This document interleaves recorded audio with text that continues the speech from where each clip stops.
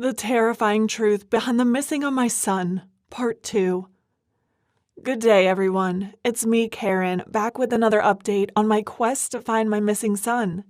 In the previous episode, I told you about Barry leaving home after deciding to take a gap year and going to Kelvin's house, a friend of his in the suburbs. However, the boy extended his trip and kept changing location after that, until one day when I discovered that all of my previous communications with my son had been a deception, and the search to find my son began with me going to the company where Barry claimed to be an intern, and then contacting Kelvin to ask about him. But all was futile. I decided to go to the Swan's family, Kelvin's household, to ask about Barry. It took me a while to contact Kelvin's parents to ask them about my son, but unexpectedly, the Swan couple knocked on my door the next day, just as I was about to leave. They were weeping that their son had been missing for a week and that they hadn't been able to contact him. My mind became a mess and I had no idea what was happening anymore. They suddenly went crazy. When Miss Swan couldn't keep her calm, she screamed at me. "It was your son who tempted my son to leave with him. Maybe Barry killed him already." Miss Swan kept crying as she assumed Barry was responsible for Kelvin's missing. I was taken aback by what had occurred. When I saw the Swans weeping, I changed my mind about them and began to sympathize with them because both families were missing their sons. I could only calm them down and told them to find our sons together. We vowed to find the truth, and all we wanted at the time was to make sure the boys were safe. I was almost stuck in my quest because my only suspects were the Swans, but they had now become another victim. I wanted to seek assistance from the police one more time. Things were much more complicated at that point, but strangely, the Swans didn't want to get the police involved in this. They just wanted to find their son the traditional way by asking their relatives and talking with Barry and Kelvin's close friends. Mr. Swan calmly told me that the boys are adults. Nothing bad could have happened to them. We didn't want to make a huge deal out of it or bother the cops.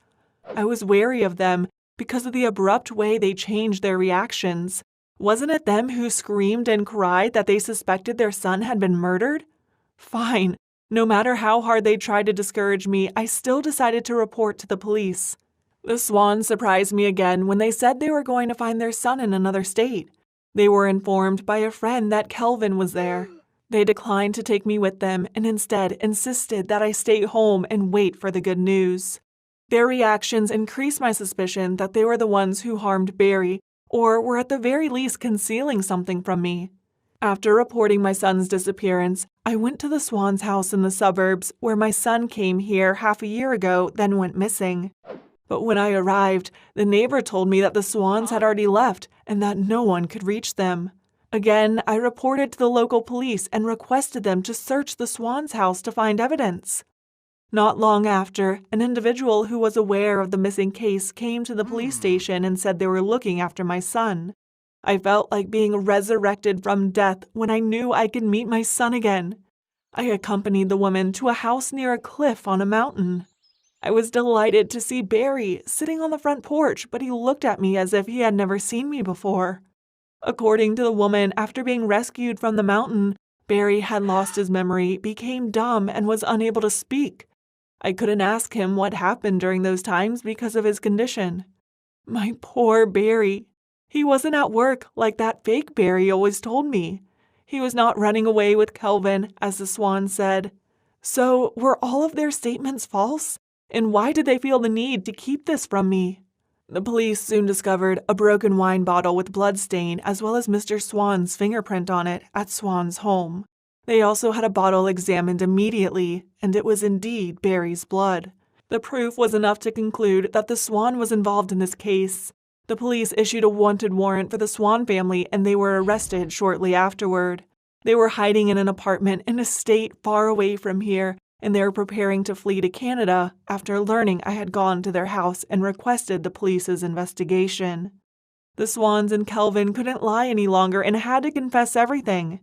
Mr. Swan was an alcoholic. When he came home intoxicated, Barry was having a sleepover there. In the blurry darkness, Mr. Swan saw a shadow in the kitchen.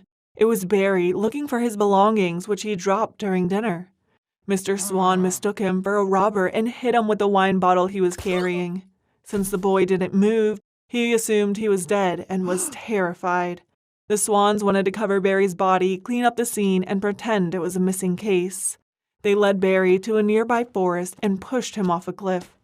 About Kevin, he was told the truth the next day. Even though he was afraid, Kelvin didn't want to turn his father in and put him in prison, so they all made a plan together to deceive me. He took Barry's phone, logged into his Facebook account, and pretended to be him to convince me that my son was still alive. They even bought me a gift so I wouldn't be suspicious. Since Kelvin was Barry's best friend, he knew my son's preferences and characteristics and could mimic how he spoke. That's why they were able to deceive me for so long. I only began to have concerns after realizing that the images he sent me were a result from Photoshop, which meant his account had probably been hacked. Thank God Barry didn't die from the hit and the fall from the cliff. It was also thanks to Sophia, the loving woman who took him in and cared for him. She was sorry when she said, "When I rescued him from the mountains, he didn't have any identity documents, so I didn't know how to report him to the police. The boy looked weak yet bright, so I asked him to be my little daughter's friend and look after her when I was away for work." When all that became clear, I realized that the Swans purposely came to find me and lied to my face that their son had gone missing to determine if Barry was dead or alive and if he had come home. They also wanted to avoid my suspicions, create alibi, and pretend to be the victims. Following that, the Swans went to jail and Kelvin was also punished accordingly. I took my son home to care for him. Although Barry couldn't be as intelligent as he was before, it was enough for me. My joy came from knowing that my son is safely home and that the devils have reaped what they sowed.